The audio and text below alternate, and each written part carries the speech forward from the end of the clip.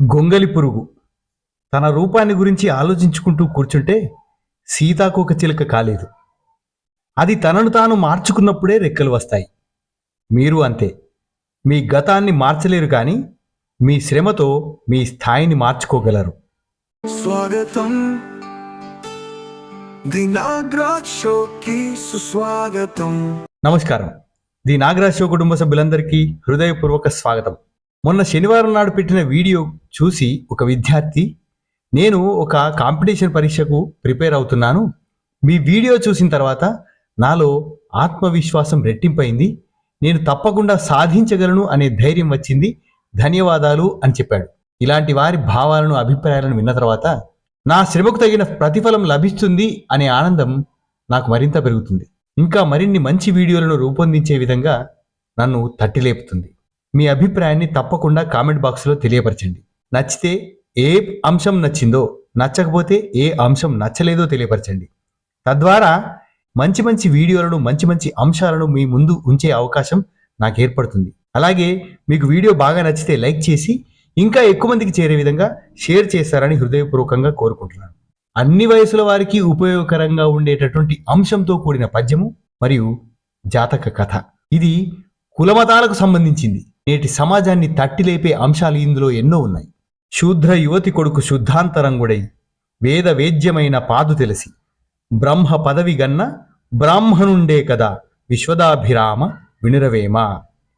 శూద్ర యువతి కొడుకు శుద్ధాంతరంగుడై వేద వేద్యమైన పాదు తెలిసి బ్రహ్మ పదవి గన్న బ్రాహ్మణుండే కదా విశ్వదాభిరామ వినురవేమ.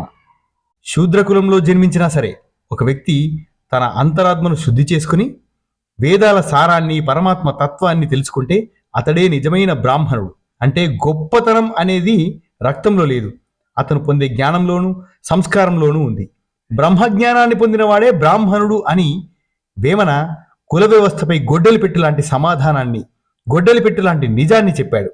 మాతంగ జాతక కథ వేమన చెప్పిన భావానికి అర్థం పట్టే అద్భుతమైన బౌద్ధుల జాతక కథల్లోని కథ మాతంగ జాతకము.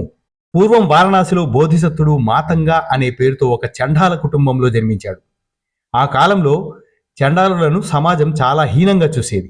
ఒకసారి మాతంగ నగరంలోకి వెళ్తుండగా ఒక గొప్ప బ్రాహ్మణుని కూతుడు దిట్టమంగలిక అతన్ని చూసి అపశకనం ఎదురైందని భావించి తన కళ్ళను కడుక్కుంటుందట. ఇది చూసిన జనం అతడిని తీవ్రంగా కొడతారు. కానీ మాతంగ కుంగిపోలేదు. తన ఆత్మగౌరవం కోసం, సత్యం కోసం పట్టుబట్టి తపస్సు చేస్తాడు. అద్భుతమైన ఆధ్యాత్మిక శక్తులను, జ్ఞానాన్ని సంపాదిస్తాడు.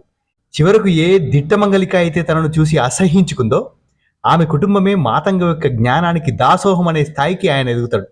ఒక సందర్భంలో వేద పండితులు యజ్ఞం చేస్తుండగా మాతంగ అక్కడికి వెళ్తాడు. వారు అతడి కులం పేరుతో ఆయన్ను అవమానిస్తారు. అప్పుడు మాతంగ వారికి ఒక అద్భుతమైన పాఠం చెప్తాడు. యజ్ఞంలో వేసే నెయ్యి కంటే పవిత్రమైన హృదయం నుంచి వచ్చే సత్యం గొప్పది అని నిరూపిస్తాడు.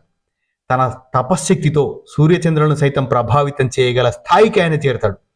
ఒక సామాన్య కులంలో పుట్టిన వ్యక్తి తన సాధనతో దేవతలు సైతం తలవంచే మహాసిద్ధుడిగా మారిపోతాడు.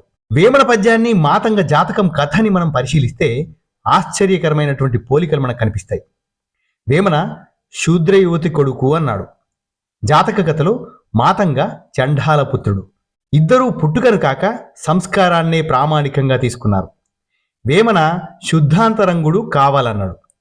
మాతంగ జాతకంలో కూడా బాహ్య ఆచారాల కంటే అంతర్గత శుద్ధి ద్వారానే జ్ఞానం లభిస్తుందని బుద్ధుడు బోధించాడు. బ్రాహ్మణుడు అంటే ఒక కులం కాదు, అదొక ఉన్నతమైన స్థితి అని ఈ రెండు రచనలు ఘోషిస్తున్నాయి. వేద వేద్యమైన పాదు తెలుసుకోవడం అంటే సత్యాన్ని గ్రహించడం. మాతంగ కూడా వేదాల కంటే సత్యమే మిన్న అని నిరూపించాడు. నేటి యువత ఈ రెండు విషయాల నుంచి నేర్చుకోవాల్సినటువంటి అద్భుతమైన పాఠాలు చాలా ఉన్నాయి. నేను పేద కుటుంబంలో పుట్టాను, నాకు అవకాశాలు లేవు, నా నేపథ్యం బాగోలేదు అని సాకులు చెప్పకండి. మాతంగ కంటే హీనమైన స్థితి ఎవ్వరికీ ఉండదు. అయినా అతను ప్రపంచం మెచ్చే స్థాయికి ఎదిగాడు. మీ నేపథ్యం మీ భవిష్యత్తును నిర్ణయించకూడదు. వేమన పద్యంలో పాదు తెలియడం అంటే ఒక విషయంపై పట్టు సాధించడం. మీరు ఏ రంగంలో ఉన్నా అందులో నిష్ణాతులు అయితే మీ కులం, మతం, ప్రాంతం ఎవ్వరు అడగరు. మీ ప్రతిభనే మీ గుర్తింపు అవుతుంది. శుద్ధాంతరంగం అంటే క్యారెక్టర్. ఎంత డబ్బు సంపాదించినా, ఎంత జ్ఞానం ఉన్నా సంస్కారం లేకపోతే అది వ్యర్థం. విలువలతో కూడిన విజయం మాత్రమే చిరకాలం నిలుస్తుంది. నేటి యువత కుల మత వైషమ్యాలకు అతీతంగా ఆలోచించాలి. ఎదుటి వ్యక్తిని వారి హోదాను బట్టి కాకుండా వారి ప్రవర్తనను బట్టి గౌరవించడం నేర్చుకోవాలి. వేమన చెప్పినా బుద్ధుడు చెప్పినా సత్యం ఒకటే.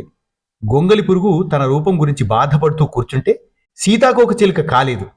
అది తనను తాను మార్చుకున్నప్పుడే రెక్కలు వస్తాయి. మీరు అంతే. మీ గతాన్ని మార్చలేరు, కానీ మీ శ్రమతో మీ స్థాయిని మాత్రం మార్చుకోగలుగుతారు. నీ పుట్టుక నీ గమ్యాన్ని శాసించదు. నీ కృషి పట్టుదల మాత్రమే నువ్వు చేరుకోవాల్సిన ఎత్తును నిర్ణయిస్తాయి. నీ నేపథ్యం ఏదైనా కావచ్చు, నీ ప్రతిభ ఉంటే ఈ ప్రపంచం నీ పాదాక్రాంతమవుతుంది. ఎక్కడ పుట్టావన్నది ముఖ్యం కాదు, ఎలా ఎదిగావన్నదే చరిత్ర గుర్తిస్తుంది. డిగ్రీలు కేవలం కాగితాలు మాత్రమే. నిజమైన జ్ఞానం మన సంస్కారంలోనూ ఆలోచన విధానంలోనూ ఉంటుంది. విద్య అనేది కేవలం పుస్తకాలు చదవడమే కాదు, నిన్ను నువ్వు తెలుసుకోవడం. అదే నిన్ను మహోన్నత వ్యక్తిగా తీర్చిదిద్దుతుంది. నువ్వు నేర్చుకునే జ్ఞానం నిన్ను ఏ స్థాయికైనా తీసుకెళ్తుంది. నేర్చుకోవాలనే తపన ఉంటే ఆకాశమే నీ హద్దు. లోపల శుద్ధత లేని ఏ చదువైనా వ్యర్థం. నీ వ్యక్తిత్వమే నీ అసలైన అర్హత. విశ్వసనీయత, సచ్చీలత ఉన్న వ్యక్తి ఏ పదవిలో ఉన్నా అతడు గౌరవనీయుడే. పదవులు రావడానికి అధికారం కావాలేమో, కానీ 10 మంది గుండెల్లో నిలవడానికి పవిత్రమైన మనసు కావాలి. లోకంలో ఎవ్వరూ తక్కువ కాదు, ఎవ్వరూ ఎక్కువ కాదు. నీలోని సామర్థ్యాన్ని నువ్వు గుర్తించిన రోజే నీ విజయం మొదలవుతుంది. పక్కవారు నిన్ను ఎలా చూస్తున్నారనే దానికంటే నిన్ను నువ్వు ఎంత గొప్పగా చూసుకుంటున్నావు అనేదే ముఖ్యం. వేమన చెప్పినట్లుగా వశిష్ఠుడు వంటి మహర్షులు వారి పుట్టుక వల్ల కాకుండా వారి జ్ఞానం మరియు తపస్సు వల్ల పూజింపబడ్డారు. నేటి పోటీ ప్రపంచంలో కూడా మీ కులం, ప్రాంతం లేదా మీ తల్లిదండ్రుల ఆర్థిక స్థితి మీ ఎదుగుదలకు అడ్డు కాకూడదు. విద్య అనేది ఒక ఆయుధం.